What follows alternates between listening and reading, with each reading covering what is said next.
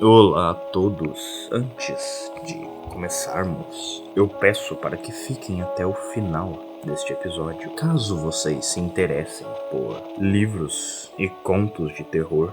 E se gostarem dessa história, fiquem até o final, porque tem um pequeno jabá. Sem mais enrolação, até daqui a pouco.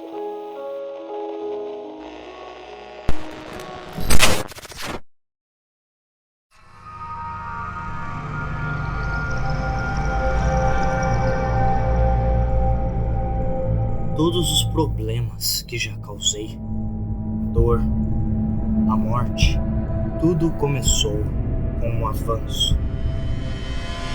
Sou artista e pintor de profissão, mas também um inventor. Eu gosto de passar algum do meu tempo livre experimentando, criando novas cores. É um hobby, mas também ganho algum dinheiro, principalmente através de um tom de roxo que fiz que é marginalmente popular, bem como um tom ultra escuro de preto. Essa é a parte divertida, porque parece muito estranho na vida cotidiana ver uma caneca de café ou uma camiseta que é anormalmente color, como um buraco negro ou algo do tipo. Mas esta nova é diferente. Eu a chamo de Gurple. É um nome idiota, eu sei, mas tem meu sobrenome enterrado nele. E é uma combinação das palavras verde e roxo. Isso faz sentido porque é isso que a cor é. Exceto que isso não descreve bem o suficiente, porque as pessoas combinaram essas duas cores antes e isso se transforma em um tipo de tom de preto acastanhado, feio, que ninguém gostaria de usar para nada. Mas isso é diferente. Ele retém a essência do roxo e do verde e faz algo nunca antes visto. É como olhar para um arco-íris pela primeira vez, surpreendente e sobrenatural. Mas desde que criei, tenho visto coisas, e são todas da mesma cor, Gurple. Meu laptop, por exemplo, desliguei porque as cores começaram a ficar estranhas e o problema provou ser incorrigível. Foi quando vi um movimento no canto da tela em branco, o reflexo de algo deslizando fora de vista na borda. Olhei por cima do ombro e vi que não havia nada lá. Saí do meu quarto e fui ao banheiro jogar água fria no rosto. O computador poderia ter se consertado, pensei comigo mesmo. Eu apenas levava para a casa do meu amigo Dave, já que ele sempre sabia o que fazer com problemas no computador.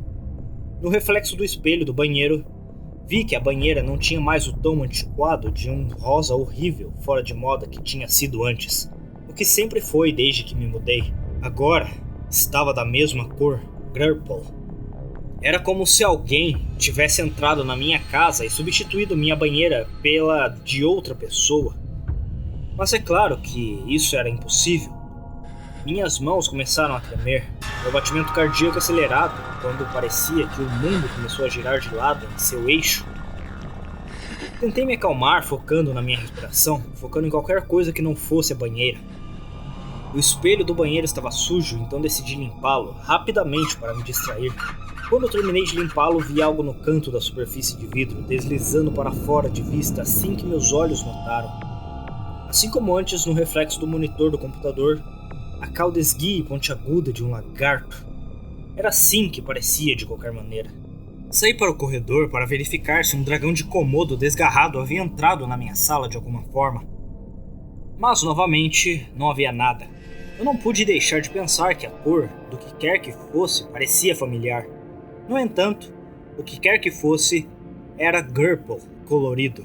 Tive a impressão de algo imponente e grande, astuto e indescritível. Sua pele áspera e grossa como a de um dinossauro.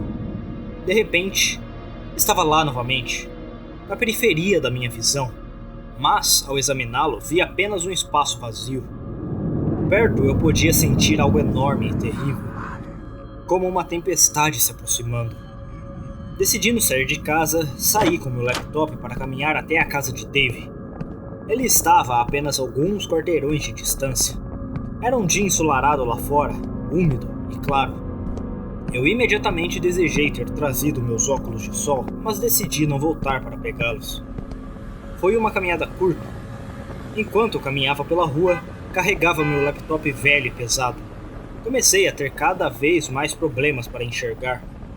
O sol estava tão brilhante que me peguei piscando repetidamente, depois tendo cada vez mais dificuldade para abrir os olhos. Minha visão ficou reduzida a vislumbres momentâneos entre cada piscada, até que meus olhos simplesmente se forçaram a fechar e eu não conseguia mais ver. A única coisa que eu podia ver era a nova cor que eu havia criado. Ela preenchia minha visão ao invés da escuridão usual quando eu piscava. Eu não sabia onde estava, apenas que estava andando na calçada um momento antes. Não havia sombra por perto e eu estava encalhado, completamente cego no meio da minha caminhada. Infelizmente para mim, eu havia cruzado a estrada sem querer e não estava mais na calçada, mas parado no meio de um cruzamento movimentado. De repente, alguém me atacou, pousando em mim e me arremessando, voando. Ouvi os pneus de um carro cantando e senti o cheiro de pastilhas de freio queimadas, um estrondo alto e o esmagamento de metal e vidro quebrando. Então, as pessoas começaram a gritar comigo. O que diabos você está fazendo no meio da rua? Você deveria estar morto. Veio o coro das pessoas ao redor. Eu estava na vala e minha visão voltou de repente, e não tive problemas em ver o medo e a adrenalina tomarem conta do meu corpo. 2 carros foram mutilados e embrulhados juntos na estrada. Onde eles colidiram um com o outro, os motoristas estavam ensanguentados e inconscientes em seus assentos e as pessoas os puxavam para fora quando um incêndio começou a se espalhar pelo motor de um veículo. Eu não consegui ver! Não consegui ver! Eu gritei, mas ninguém ouviu. A polícia veio e tomou uma declaração minha. Então me deu uma bronca que eu nunca esqueceria. Eu disse a eles que era cegueira do sol, que era verdade, suponho. E eles me deixaram sair sem a acusação de ameaça pública, causando danos corporais. Felizmente, todos sobreviveram e ninguém teve nenhum efeito duradouro do acidente. Se não fosse pelo estranho que me empurrou para fora do caminho, eu estaria morto.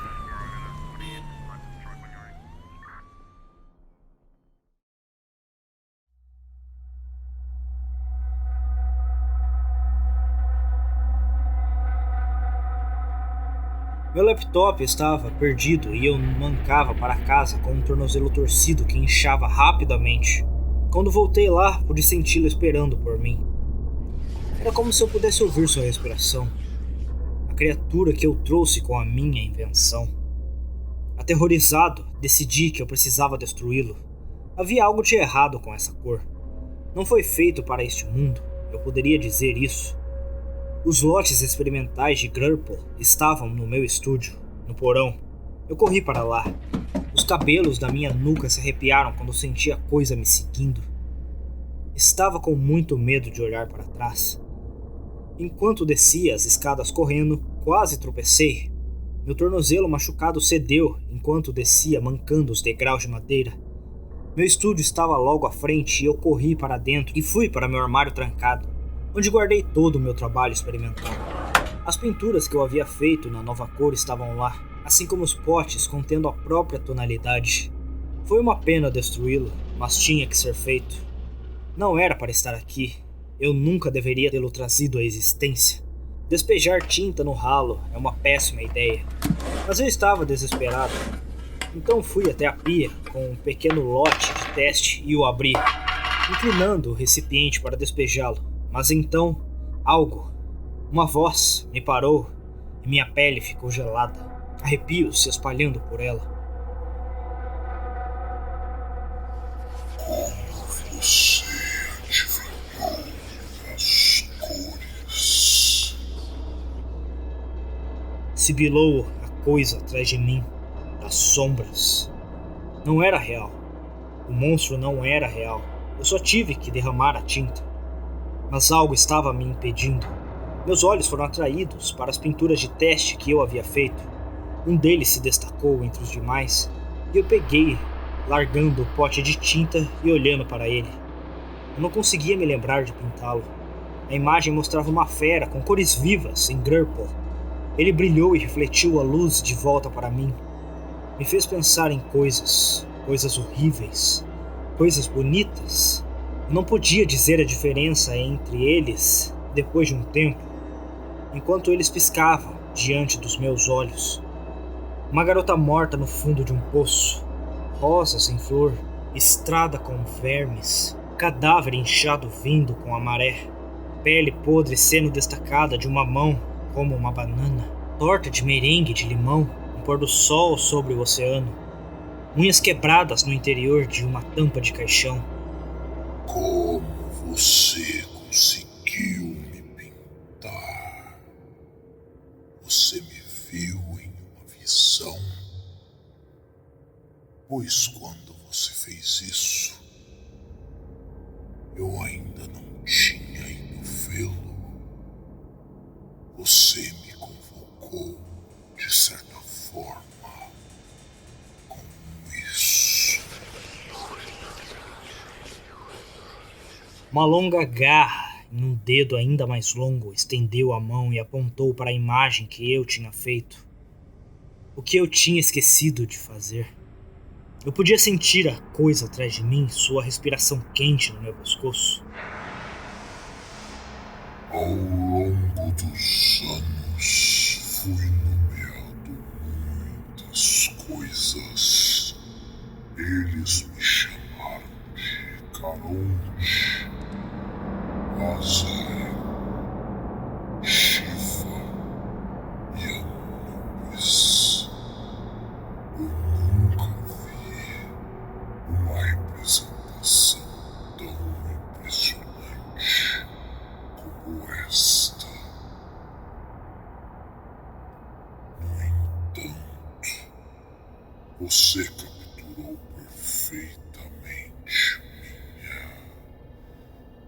minha essência.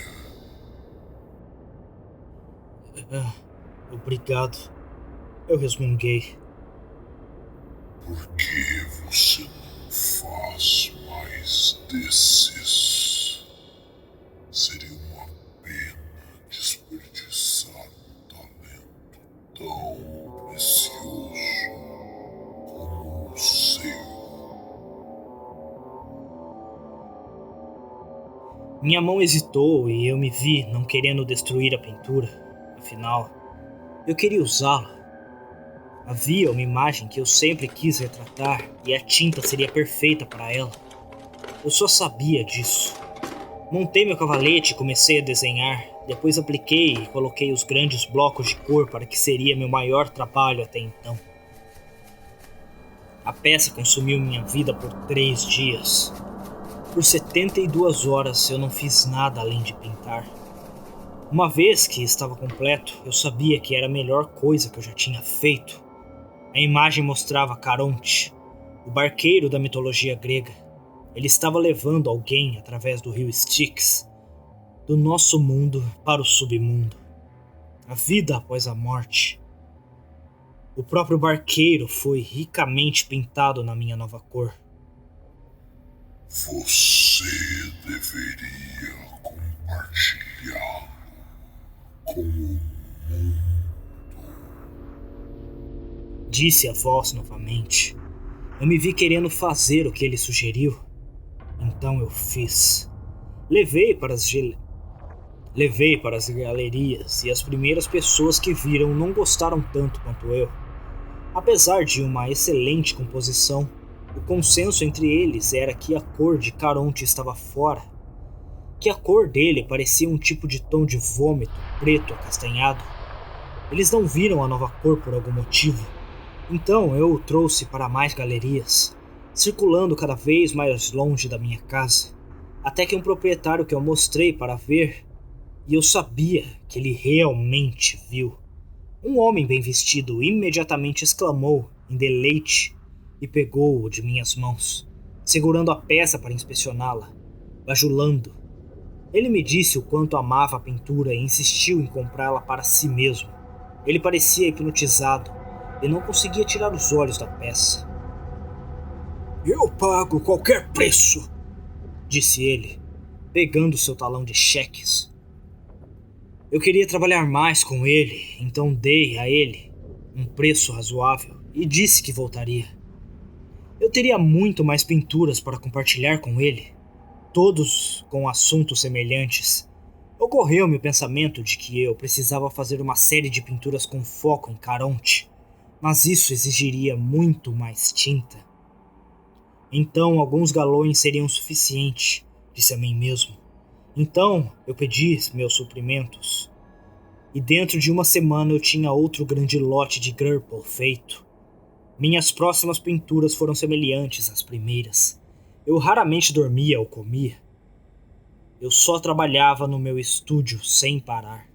Os quilos estavam caindo de mim e eu precisava fazer novos entalhes no meu cinto em breve, apenas para manter minhas calças levantadas. A única coisa que parecia importante era a pintura. Até que liguei para a galeria e ouvi a notícia.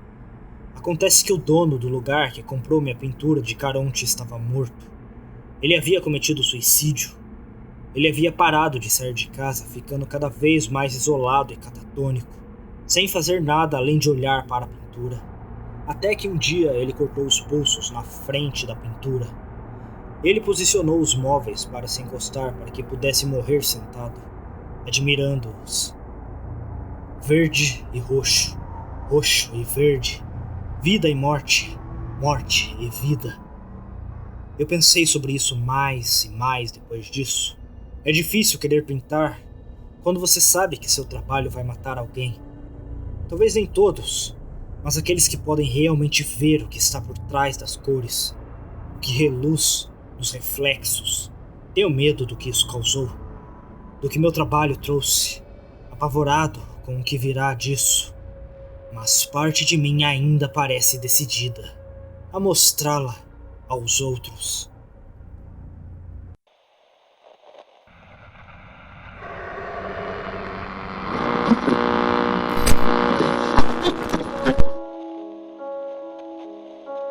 Bom dia, boa tarde, boa noite. Primeiramente, eu gostaria de agradecer o autor da história de hoje, J. Group, que me deixou narrar o que vocês acabaram de ouvir.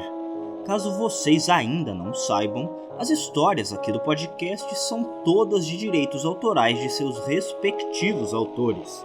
E eu sempre deixo o link para as histórias originais na descrição de cada episódio, para que vocês possam conferir mais do trabalho desses autores incríveis. E desta vez, eu venho por meio deste para divulgar o romance escrito pelo autor Jordan Group, o mesmo autor da história de hoje.